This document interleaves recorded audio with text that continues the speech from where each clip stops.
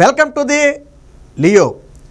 తాజాగా మాజీ మంత్రి పెద్దిరెడ్డి రామచంద్రారెడ్డి అనుచరుల మీద సిబిఐ అయితే పంజా విసిరినట్టుగా ఉంది. దీంతో ఇది పెద్దిరెడ్డి మెడకు కూడా చుట్టుకునే అవకాశం ఉందని చెప్పి ఆ అనుమానాలు అయితే వస్తున్నాయి. ఇక గుంతకల్లు రైల్వే డివిజన్ అక్కడ జరిగినటువంటి అనేక అభివృద్ధి కార్యక్రమాల్లో అవకతవకలు జరిగాయి. పెద్దిరెడ్డి రామచంద్రారెడ్డి పేరు చెప్పి అనేక అవకతవకలకు పాల్పడటంతో పాటు ఆ గుంతకల్లు రైల్వే డివిజన్లో జరిగే అనేక కాంట్రాక్టు పనులను దొడ్డిదారిన తీసుకున్నారు. అందులో 100 కోట్ల రూపాయల స్కామ్ కూడా జరిగిందనేది ఇప్పుడు ప్రధాన ఆరోపణ.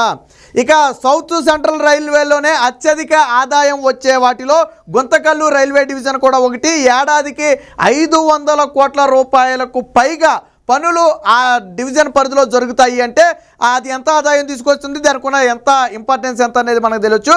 ఇప్పుడు అంటే దేశ చరిత్రలోనే ఒక డిఆర్ఎంతో పాటు వాళ్ళ టీము మొత్తాన్ని కూడా అంటే చీఫ్ ఇంజనీర్తో పాటు ఫైనాన్స్ మేనేజర్తో పాటు మరొక 3 అధికారుల్ని ఒకేసారి 6 అధికారుల్ని సిబిఐ అధికారులు రెడ్ హ్యాండెడ్గా పట్టుకుని విచారించడం, వారిని కోర్టులో హాజరుపడితే 14 రోజులు రిమాండ్ ఇవ్వడం కూడా జరిగింది. ఇది రైల్వే చరిత్రలోనే మొట్టమొదటి కేసుగా చెప్తున్నారు. గతంలో రైల్వే అధికారులు దొరికినప్పటికీ కూడా ఒక డిఆర్ఎంతో పాటు ఆ టీం మొత్తం కూడా దొరకటం అనేది హిస్టరీలో ఫస్ట్ టైం. గతంలో కూడా ఒకసారి డిఆర్ఎం మాత్రమే అరెస్ట్ అయ్యాడు, కానీ ఇక్కడ డిఆర్ఎంతో పాటు పూర్తిగా టీం కూడా అరెస్ట్ అయింది.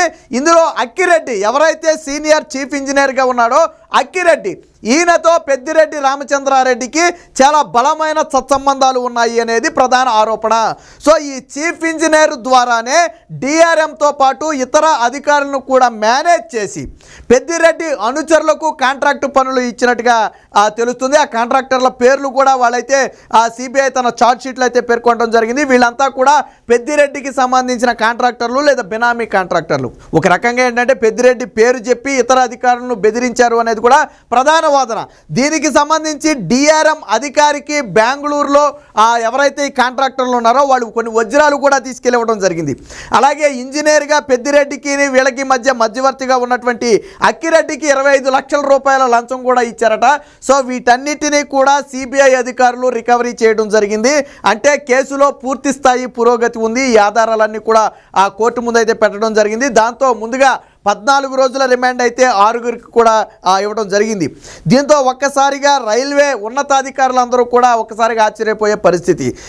ఎన్నో ఏళ్ల నుంచి ఈ అవకతవకలు జరుగుతుంటే, ఈ స్కాములు జరుగుతుంటే ఇప్పటి వరకు బయటకు రాకపోవడం కూడా ఆ రైల్వే వర్గాల్లో పెద్ద చర్చగా మారింది.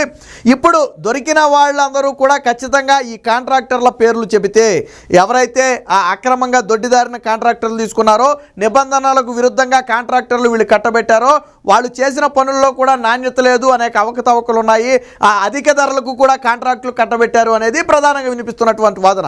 సో వీటన్నిటి వెనక ఎవరు చక్రం తిప్పారయ్యా అంటే పెద్దిరెడ్డి చక్రం తిప్పాడు అనేది ఇప్పుడు బయటకు వస్తున్నటువంటి వార్త. ఎందుకంటే ఆ కాంట్రాక్టర్లకు రైల్వే డివిజన్ అధికారులను మేనేజ్ చేసే స్థాయి సమర్థత లేవు.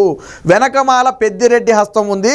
పెద్దిరెడ్డి అనుచరులు అని చెప్పుకునే వాళ్ళు రంగంలోకి దిగారు. పెద్దిరెడ్డి పేరు చెప్పుకునే ఈ అవకతవకలు మొత్తానికి కూడా పాల్పడ్డారు. సో అప్పటికే కీలకమైన మంత్రిగా ఉండటంతో, అది కూడా ధన పరిధిలోకి వచ్చే ఇది కావటంతో ఆల్రెడీ చిత్తూరు లాంటి ప్రాంతాల్లో పూర్తిగా వ్యాపించున్నటువంటి రైల్వే డివిజన్ అది. సో కాబట్టి ఆ రోజుల్లో పెద్దిరెడ్డి హవా మనందరికీ తెలిసిందే ఏ స్థాయిలో ఉండేదో. సో కాబట్టి రైల్వే అధికారులు కూడా వాస్తవానికి రైల్వేకి రాష్ట్ర ప్రభుత్వానికి సంబంధం ఉండదు. సెంట్రల్ గవర్నమెంట్, ఇదంతా స్టేట్ గవర్నమెంట్. అయినప్పటికీ కూడా రాజకీయ పలుకుబడి ఉన్న నేపథ్యంలో డిఆర్ఎం అధికారి వినీత్ సింగ్, అలాగే ఫైనాన్స్ మేనేజర్ ప్రదీప్ బాబు, అలాగే సీనియర్ చీఫ్ ఇంజనీర్గా ఉన్నటువంటి అక్కిరెడ్డి, వీళ్ళ 3 కూడా ఆ పెద్దిరెడ్డి అనుచరులతో ఒక లోపాయికర ఒప్పందానికి వచ్చి ఆ కాంట్రాక్టులను అయితే కట్టబెట్టినట్టుగా తెలుస్తుంది. ఆ కాంట్రాక్టు పనులు ఇచ్చినందుకు గాను ప్రతిఫలంగా డిఆర్ఎం అయినటువంటి వినీత్ సింగ్కి బెంగళూరులో కొన్ని వజ్రాలను తీసుకెళ్ళి ఎవరైతే కాంట్రాక్టర్లు ఉన్నారో వాళ్ళు సురేష్ రెడ్డి కొన్ని పేర్లు ఉన్నాయి, చల్లారెడ్డి అనేది రకరకాల పేర్లు ఉన్నాయి. సో వీళ్ళందరూ కూడా వెళ్ళి కాంట్రాక్టర్లు డబ్బులు ఇచ్చినట్టుగా తెలుస్తుంది. ఇక చీఫ్ ఇంజనీర్గా ఉన్నటువంటి అక్కిరెడ్డికి కూడా అంటే పెద్దిరెడ్డి రామచంద్రారెడ్డికి ప్రధాన అనుచరుడు అనుకోవచ్చు మనం. సో అక్కిరెడ్డికి కూడా కొంత 25 లక్షల రూపాయలు నగదు ఇచ్చినట్టుగా వాళ్ళు సిబిఐ తన ఛార్జ్ షీట్లో పేర్కొంది. వీటిని రికవరీ చేశారు. ఇచ్చినట్టు ఆరోపణలు మాత్రమే కాదు, వారి నుంచి ఆ వజ్రాలు కానివ్వండి, క్యాష్ కానివ్వండి, ఆధారాలతో సహా రికవరీ చేయడం జరిగింది. దీంతో కేసు అయితే చాలా వేగం పుంజుకుంది. ఇక ఇదే సమయంలో ఇది సెంట్రల్ గవర్నమెంట్కు సంబంధించిన వ్యవహారం కాబట్టి ఆ వైసీపీ నేతలు కొంతమంది వీళ్ళని తప్పించే ప్రయత్నం చేసినప్పటికీ కూడా కుదరలేదు. దాంతో సిబిఐ రంగంలోకి దిగిన నేపథ్యంలో ఎవరు ఏం చేయలేని పరిస్థితి ఏర్పడింది. సో ఇప్పుడు డిఆర్ఎం అధికారితో సహా ఇతర అధికారుల అరెస్టు అనేది రైల్వే శాఖలోనే అతిపెద్ద చర్చగా మారింది. గతంలో ఎన్నడూ కూడా రైల్వేకు చెందినటువంటి 6 ఉద్యోగుల మీద సిబిఐ అధికారులు రైడ్ చేయడం కానీ వాళ్ళని అరెస్టు చేసి రిమాండ్కు పంపడం కానీ రైల్వే చరిత్రలో ఇప్పటివరకు అయితే లేదని చెప్పి చాలామంది నిపుణులు చెప్తున్నమాట. గతంలో డిఆర్ఎం అధికారి ఒకరిద్దరు అరెస్ట్ అయినప్పటికీ కూడా డిఆర్ఎం అధికారితో పాటు వీళ్ళంతా వాళ్ళ టీమ్గా చెప్పుకోవచ్చు.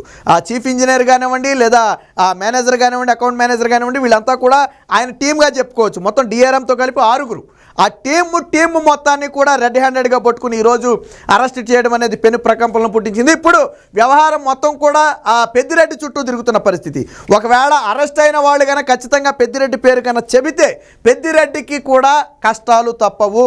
అటు డిఆర్ఎం అధికారి వినీత్ సింగ్ కానివ్వండి, లేదా అక్కిరెడ్డి కానివ్వండి, ప్రధాన అనుచరుడిగా ఉన్నటువంటి అక్కిరెడ్డి కానివ్వండి, వీరు ఎవరు నోరు విప్పినా పెద్దిరెడ్డి రామచంద్రారెడ్డి ప్రోద్బలంతోనో లేదా బెదిరింపులకో మేము ఈ రకమైన అవకతవకలకు పాల్పడ్డామని వాళ్ళు కన్నా నోరు ఉప్పితే ఖచ్చితంగా పెద్దిరెడ్డి రామచంద్రారెడ్డిని కూడా అదుపులోకి తీసుకునే అవకాశం ఉంది.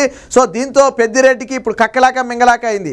అసలే పార్టీ ఓడిపోయి బాగా గడ్డు పరిస్థితి ఎదుర్కొంటున్నటువంటి పెద్దిరెడ్డి రామచంద్రారెడ్డికి ఇప్పుడు సిబిఐ రంగంలో దిగటం, వాళ్ళు అడ్డంగా దొరికిపోవటం, అలాగే క్యాష్ రికవరీ జరగటం, ఈ అనుచరులందరూ కూడా కొంతమంది కాంట్రాక్టర్లందరూ కూడా పరారీలో ఉన్నట్టుగా సమాచారం. ఎప్పుడైతే సిబిఐ అధికారులు రైల్వే అధికారుల మీద దాడి చేశారో వెంటనే కొంతమంది కాంట్రాక్టర్లు పరారీలో ఉన్నట్టుగా తెలుస్తుంది. మొత్తానికి వాళ్ళ కోసం కూడా సిబిఐ అధికారులు గాలింపు చేస్తున్నట్టుగా సమాచారం. సో దీంతో పెద్దిరెడ్డి రామచంద్రారెడ్డి పరిస్థితి కూడా ఇబ్బందికరంగా మారింది. కొంత తన పలుకుబడి ఉపయోగించి దీన్ని అడ్డుకునే ప్రయత్నం చేద్దామన్నా అది రాష్ట్ర పరిధిలో లేకపోవడం, అదే సమయంలో పూర్తిగా ఏదైతే రికవరీ జరిగిందో, క్యాష్ రికవరీ కానివ్వండి, లేదా కాంట్రాక్టర్ల నుంచి వీళ్ళు ఇచ్చిన లంచాల రికవరీ కానివ్వండి జరిగిందో, దాని మీద అయితే అడ్డంగా దొరికిపోయిన పరిస్థితి. ఇప్పుడు తీసుకోవడమే కాకుండా ఇవ్వటం కూడా నేరమే కాబట్టి ఇప్పుడు ఇచ్చిన వాళ్ళు ఎవరు, ఎందుకు ఇచ్చారు, ఎవరు ఇమ్మన్నారు, అసలు రైల్వే కాంట్రాక్టు పనుల్లోకి వీళ్ళు ఎలా వచ్చారు, ఎందుకు ఏళ్ల తరబడి వీళ్ళే కాంట్రాక్ట్ పనులు చేస్తున్నారు, సో ఎవరెవరికి ఎంతెంత లంచాలు ఇచ్చారు, ఎక్కడ అధిక ధరలకు కాంట్రాక్ట్ పనులు కట్టబెట్టారు, ఏ పనుల్లో ఎంతెంత అవినీతి జరిగిందనే దాని మీద ఇప్పుడు సిబిఐ పూర్తి స్థాయి విచారణ చేస్తున్నట్టుగైతే సమాచారం. దీంతో చిత్తూరులో ఒక్కసారిగా రాజకీయ వాతావరణం కూడా వేడెక్కిందని చెప్పొచ్చు. పెద్దిరెడ్డి రామచంద్రారెడ్డి అనుచరుల మీద సిబిఐ పంజా అనగానే మొత్తానికి వైసీపీ నేతలు, చిత్తూరుకే కాదు రాష్ట్ర వైసీపీ నేతలందరూ కూడా ఒకంత షాక్కు గురైన పరిస్థితి. విషయం ఇప్పుడు జగన్మోహన్ రెడ్డి దగ్గరికి కూడా వెళ్ళినట్టుగా సమాచారం. అయితే జగన్మోహన్ రెడ్డి కూడా ప్రస్తుతానికి ఏమీ చేయలేని పరిస్థితి. ఎందుకంటే కేంద్రంలో ఆల్రెడీ బీజేపీ అధికారంలో ఉండటం, బీజేపీ ఆల్రెడీ కూటమితో ఉంది కాబట్టి జగన్మోహన్ రెడ్డికి సహాయం అందించకపోవచ్చు. జగన్మోహన్ రెడ్డికి ఉన్నటువంటి ఇతర ఇన్ఫ్లుయెన్స్లు వాడదామన్నా కానీ సిబిఐ రంగంలోకి దిగింది. ఇతర రాష్ట్ర పోలీసులు అయితే పోనీ జగన్మోహన్ రెడ్డి ఏదైనా మేనేజ్ చేద్దుడేమో, కానీ సిబిఐ రంగంలో దిగడంతో ఇప్పుడు ఏమీ చేయలేని పరిస్థితి ఏర్పడింది. దీంతో ఒకవేళ పెద్దిరెడ్డి మీద మెడకు కానీ ఈ ఉచ్చు జుట్టుకుంటే అది జగన్మోహన్ రెడ్డిని కూడా ఖచ్చితంగా డ్యామేజ్ చేస్తుంది. రైల్వే శాఖలో కూడా వేలు పెట్టి రైల్వే నిధులను కూడా దోచుకున్నాడన్న అపవాద అయితే ఇప్పుడు పెద్దిరెడ్డికి అయితే ఖచ్చితంగా పడే అవకాశం ఉంది. దీంతో పెద్దిరెడ్డి వర్గీయులందరూ కూడా తీవ్ర ఆందోళనలో ఉన్నారు. బట్ ఇప్పటి వరకు పెద్దిరెడ్డి రామచంద్రారెడ్డి దీని మీద ఎటువంటి స్పందన కూడా లేదు. ఆ కాంట్రాక్టర్లతో నాకు సంబంధం లేదని కానీ, లేదా దీనికి నాకు ఎటువంటి సంబంధం లేదని కానీ ఎటువంటి స్టేట్మెంట్ కూడా పెద్దిరెడ్డి రామచంద్రారెడ్డి నుంచి రాకపోవటం, ఇదే సమయంలో ఆల్రెడీ అరెస్టులు కూడా జరిగిపోవటం. సిబిఐ అరెస్ట్ అనేది అంత ఈజీగా చేయదు. సిబిఐ అనేది విచారణ చేసిన తర్వాత పూర్తి స్థాయి ఆధారాలు దొరికితేనే అదుపులోకి తీసుకుంటుంది, అరెస్టులు చేస్తుంది. సో ఈ వాస్తవానికి ఈ కేసు అనేది గత కొద్ది రోజుల నుంచి కూడా తవ్వుతున్నట్టుగా తెలుస్తుంది. బట్ గుట్టు చప్పుడు కాకుండా, ఎందుకంటే ఎప్పుడైతే సిబిఐ రంగంలో దిగిందని తెలిస్తే ఇతరులు జాగ్రత్త పడతారు కాబట్టి దీంతో సంబంధం ఉన్నవాళ్ళు సిబిఐ గుట్టు చప్పుడు కాకుండా పూర్తి ఆధారాలు సేకరించిన తర్వాత ఒకేసారి 6 అధికారులని కూడా అరెస్ట్ చేసినట్టుగా తెలుస్తుంది. ఇప్పుడు తక్షణ వేట ఎవరైతే కాంట్రాక్టర్లు ఉన్నారో, లంచం ఇచ్చినటువంటి కాంట్రాక్టర్లు, దొడ్డిదారిని తీసుకున్నటువంటి కాంట్రాక్టర్లు ఉన్నారో వారిని పట్టుకోవడమే సిబిఐ తదుపరి ఇదిగా ఉంది.